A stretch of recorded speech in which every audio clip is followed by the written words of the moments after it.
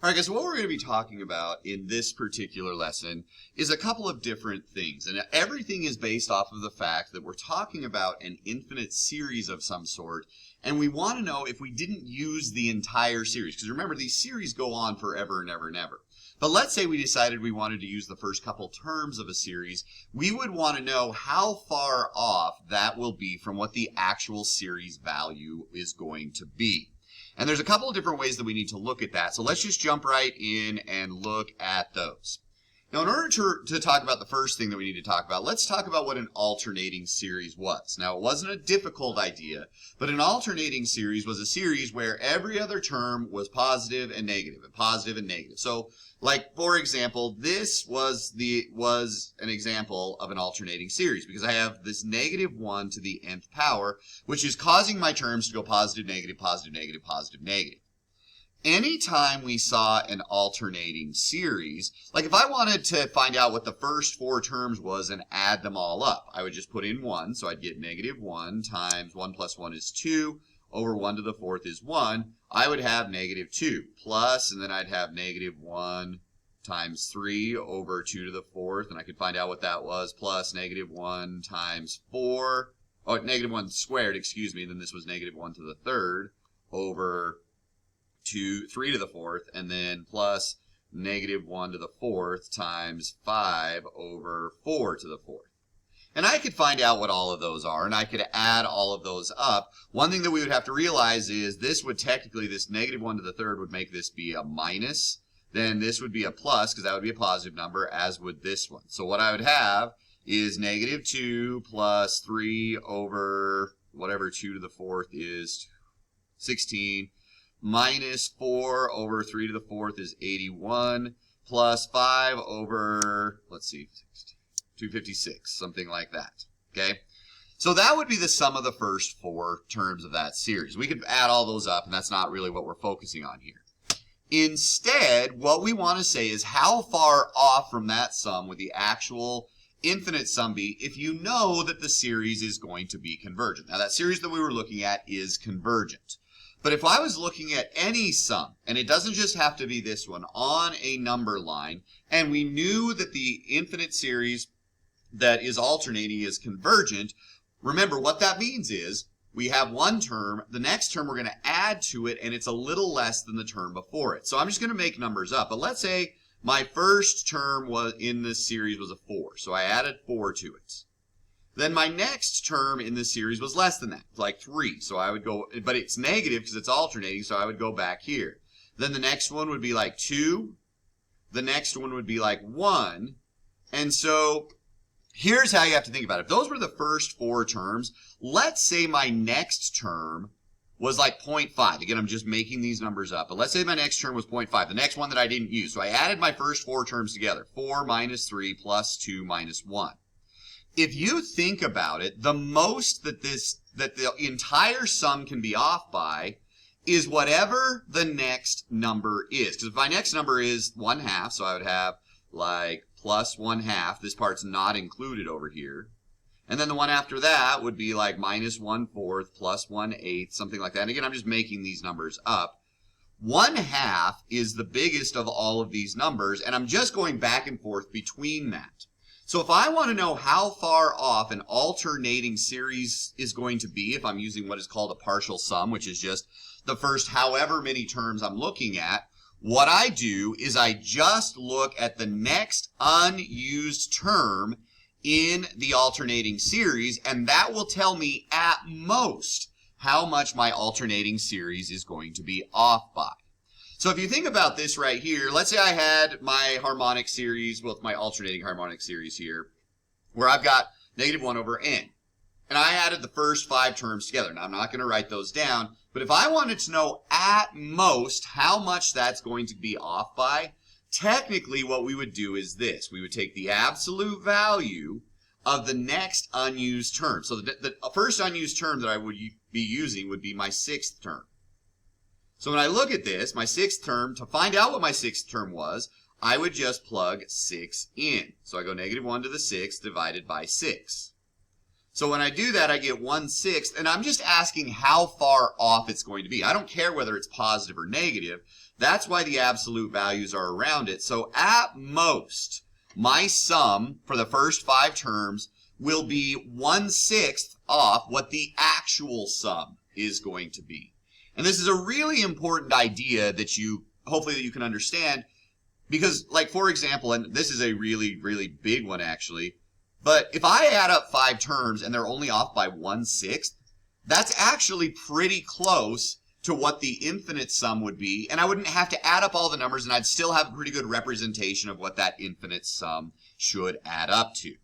Now, I know the idea of what we're talking about here, kind of like, but the key here is, anytime we have an alternating series, if I want to know how much at most that's going to be off by, when I'm looking at a finite amount of sums, I just look at the next unused term, and that at most is how much it will be off by.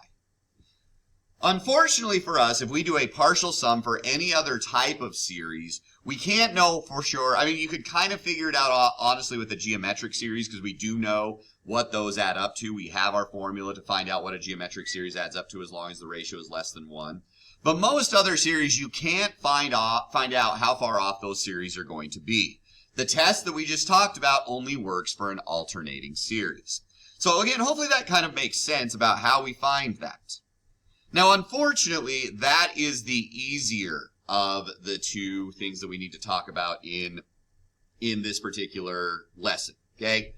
The other thing that we need to talk about is a Taylor polynomial. Now, remember, a Taylor polynomial is just like the first whatever terms of a Taylor series, okay? So when we use a Taylor series, what we did is we said, okay, we had the original function plus the first derivative times x minus wherever the function is centered. Again, you see it right here, actually. This is how we found any term in a Taylor series, if you remember. Okay, and we just kept going on and on and on, and certain infinite series represented certain functions well. Like we had one for e to the x, we have one for 1 over x, we have one technically for the ln of x. We've got all of these different series, but the thing that kind of sucks about that is if I have an infinite series and I need it to represent a function, having it go on forever and ever and ever really doesn't help me very much, because it would take me forever to write that wherever I was using it. Yes, a polynomial is much easier to use than like an exponential function or a logarithmic function, but I don't want to have to write this polynomial that's 900 terms long. So let's say we had a Taylor polynomial that is just 3 degrees. So in other words, I have the first either 3 or 4 terms of the Taylor series. The third degree means that whatever power we have, when we have x minus a, it's going to be raised to the third power. We're going to have 3 factorial on the bottom, and then we're going to have the third derivative of wherever we're centered, we plug that number in, okay? What that means is, now, a Taylor series, and I don't want to go into why this works too much, but when we're looking at a Taylor series, we can find out at most how much our Taylor polynomial is going to be off by when we look at a Taylor series if we plug a particular number in, okay? So when and we use the exact same idea. If I am looking at a third degree Taylor polynomial, then at most, I'm going to be off, and I'm going to talk about why there's a z there instead of an a in just a second. At most, I'm going to be off by this amount right here, okay? This at most is how much I'm going to be off by. Now this z here is the part that's interesting, because when we were looking at an alternating series, we said, okay, the next unused term is going to be how much you're going to be off by. The problem is when we look at a polynomial, the next unused term in a polynomial is not a number. And so what we do with a Taylor polynomial, and with a Taylor series in general, is we're using this Taylor series as a representation of a more difficult function, and then we plug numbers into it. And usually we use numbers, we center the series on purpose in a particular place so that we can use numbers that are close to where the series is centered. And again, we've talked about this previously. Now here is really what this is saying, okay? We will know what the x value is that we want to try and evaluate the Taylor polynomial at. We will know the series, where the series is centered as well. So really, and we'll know what term we're talking about. So I'll know what the n is. So I'll know all of those things. The only thing that we don't know is this number z. Okay, what in the world is f, the next derivative when I then have to plug in z? So let's talk about what that is. In reality, what that's saying is, okay, I need to know what the next derivative is going to be, and I need to plug a number in. But what is really causing the variation in every one of these problems is what number I plug in to the derivative. So what we have to figure out is what number am I going to plug into the derivative portion of my Taylor series that is going to give me my very largest value. Now, there are a lot of different, and it has to be more or less in your interval of convergence. What that means, unfortunately for us at first, is there are a million different numbers that could be that I could plug in that would make that derivative value be as large as possible. Luckily for us, and this is just kind of an assumption that you can make every single time if you have to make it, and I'm not going to lie, on the AP test, they do these problems a little bit differently, and you'll see that when you take your check. But when you look at these problems, this almost always happens in two places. It's either the x value we're looking at or where the series is centered. So honestly, all we have to do is find the fourth derivative and then plug both of those values into the fourth derivative if we're looking at a third degree Taylor polynomial, and that will be at most how much the Taylor polynomial will be off the actual infinite series value there. Okay, so here's an example. Let's say we wanted to find the LaGrange error bound for the function y equals 1 over 1 minus x for the second degree Taylor polynomial. So I've got my function. My first derivative of this would be, that would be 1 minus x to the negative 2 power multiplied by negative 1. And then the second derivative would be, and again, I'm just getting ready to construct my Taylor series, but the first couple terms of it. So I'd get negative 1 over, negative 1 minus x to the negative 3, negative 2 times x, 1 minus x to the negative 3, times negative 1 times negative 1, which would be positive 1. And then the third derivative, which is what we're going to have to use in just a second, would be positive 6 times 1 minus x to the negative 4 power, again, times negative 1. I just used my chain rule there. So really, the third derivative would be 6 over 1 minus x to the 4th power, and it'd be negative 6 because negative 1 times 6 is negative 1.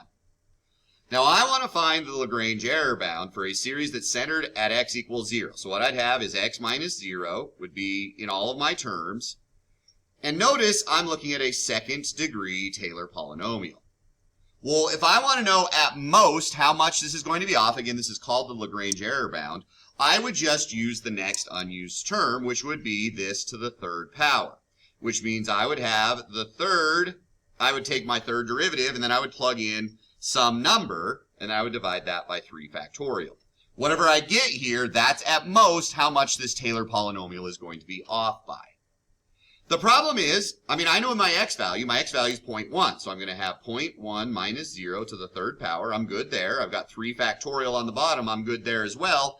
I just need to know what this is. In order to find that, what we're going to have to do is plug in both 0 and 0.1 into this derivative and see which one gives me the bigger number. So I'm going to get negative 6 over 1 minus 0 first. When I do that, that gives me negative 6. When I plug negative 6 times 1 minus 0.1 to the 4th power, and I need a calculator, and I don't have one. Hold on just 1 second. When I plug that into my calculator, I get, I get negative 9.145. Now, what we have to ask is which one of those numbers, when I take the absolute value of it, is larger. That is the negative 9.145, so I plug negative 9.145 in right there, and then if I find this number right here, that tells me how far off I am going to be from my actual function value. Now, I'm not going to lie, most of the time on the AP exam, I'm actually going to skip this one, and instead talk about what it looks like on the AP exam. What they usually say on the AP exam is they tell you, like on this one, if it's a 4th degree Maclaurin polynomial, remember that just means it's centered at x equals 0. So what that means is, what it would say is it would say f of 5, the 5th derivative at 1, or z, it would say it's the 5th derivative at c, is less than or equal to 0.005. That's more what they give you on the AP exam. So what that's saying is, at most, the fifth derivative on wherever we're talking about has to be less than 0.005. So if I were trying to find the LaGrange error bound, instead of having to plug numbers in, this is the biggest difference on the AP exam, they tell you at most how big it's going to be. So I just use that number, and then I would say, okay, this is centered at 1, so I'd have x minus 1 to the fifth power over 5 factorial, because that'd be the next, except it would be the cosine, so it would be the sixth power, because that'd be the next unused term in the Taylor polynomial. And that's, again, that just comes from the Taylor series for cosine. So I would just plug in, I'm centered at 0, excuse me, and then I would plug 1 in right there, which makes it way easier to find out what the LaGrange error bound is. Again, on the AP exam, they almost always give you this value right here, because like I said earlier, most of the time it happens where the series is centered or where we're trying to evaluate it, but that is not always the case, and it would just be too hard or take too much time to try and figure out where that would actually be. So the LaGrange error bound here would be this number if they told us this piece of information as well, which we're saying that they are going to, because they always will on the AP test. Now, it doesn't show up very often, and the LaGrange error bound isn't super hard to understand, but that's just one more of the ideas that we have to know for the AP exam. So if you have any questions about this one, please let me know.